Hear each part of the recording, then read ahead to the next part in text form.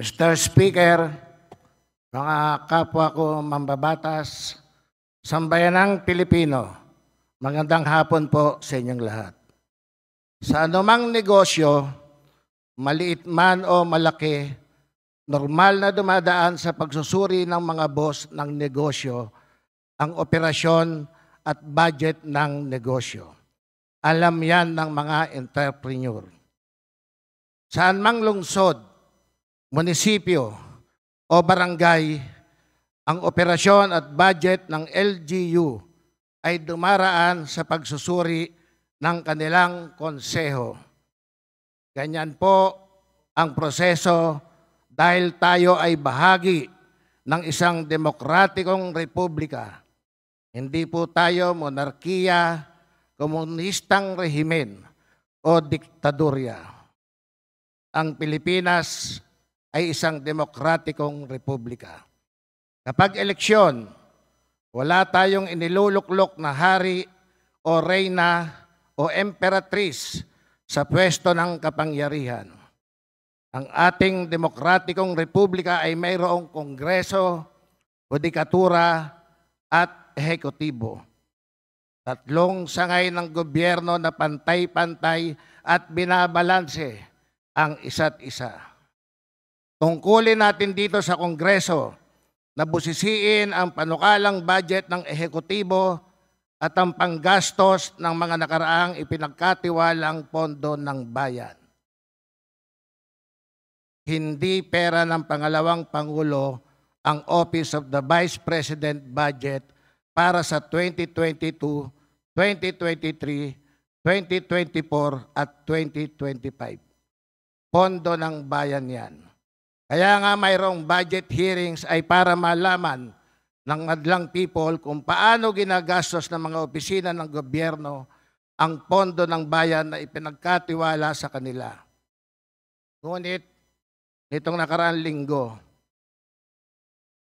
inilantad ng Vice President ang kanyang hindi kagandahang asal at kawalan ng respeto sa ating saligang batas at demokratikong republika. Dito sa Kamara, hindi natin tinatapatan ng kabastusan ang kabastusan. Maling asal kasi yan. Sa Maynila, dito sa Kamara, pamantayan natin ang pagiging magalang kasi kaugaliang Pilipino yan. Maling akala ni Vice President na siya hindi maaring salungatin ng kahit sino. Yan ang nasaksihan natin sa budget hearing ng Office of the Vice President. Maling akala ni BP na may kapangyarihan siyang utusan ng Committee on Appropriation na palitan ang presiding officer nito. Mabuti tuwiran sinagot ang kabastusang ito sa isang magalang na paraan ni presiding officer. Maling akala rin ni BP na wala tayong karapatan magtanong ng anumang bagay tungkol sa budget ng kanyang opisina. Isang karuwagan at pag-iwas sa tanong ang kanyang sagot. Yan ang nagdudumilat na katotohanang nasaksihan natin sa budget hearing. Takot sa mga lehitimong mga tanong ng taong bayan. Sa simula pa lang ng kanyang presentasyon at ayon sa kanyang sinasabi, wala na talaga siyang balak sumagot sa anumang tanong. Sinayang ng pangalawang Pangulo ang pagkakataon na ibida sa sambayanang Pilipino ang accomplishment ng Office of the Vice President. Pagkakataon na sana niyang patunayan sa Kongreso at sa sambayanan kung sino ang naging beneficiary ng kanyang mga socio-economic programs. Ang nakakapagtaka sa kanyang budget ng 2023, 2024 at 2025 ay bakit sa National Capital Region lang nakalaan ang mga ayuda programs niya. Bilang chairman ng House Committee on Metro Manila Development, nagtataka lang ako kung saan sa Metro Manila napunta ang bilyong pondo ng socio-economic program sa kanyang office. Nagtataka ako dahil siya naman ay pangalawang Pangulo ng buong bayan. Sinayang din ng pangalawang Pangulo na ibida sa Kongreso at sambayanan kung ano o kung kanino nakipagpartner ang Office of the Vice President. Sa kanilang 2025 budget proposal, mayroong 977,615 beneficiaries. Nasaan na ito?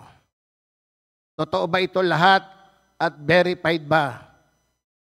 Sabi ng OBP sa kanilang budget proposal, nagkaroon din sila ng 793 strategic partnership noong 2023. Nasaan ang lista ng strategic partnership at mga strategic partnership agreements? At kapag walang totoong lista ng beneficiary at totoong dokumento ng strategic partnership, hindi malayong maghinala ang taong bayan na nawala ang pondo ng bayan para siguro sa darating na panahon. Sa halip na sagutin ng matino ang mga tanong ng Kongreso ay paulit-ulit lang na binasa ang kanyang sagot. At bilang pagtatapos, nais ko lang pong ipaalala sa mga botante at sa Maynila at sa buong bansa, hindi nararapat sa atin, lalo na't siya'y nag-aambisyon na maging Pangulo, ang ayaw magsabi kung saan ginastos ang pondo ng bayan. Sino ba talaga ang pinaglilingkuran niya? Baka naman ang boss niya ay humaharang sa bangka ng mga Pilipinong mangingisda o ang mga promotor ng Pogo. Ganyan ba ang asal ng ating Vice Presidente at nag-aambisyong maging Presidente? We deserve better. Salamat po.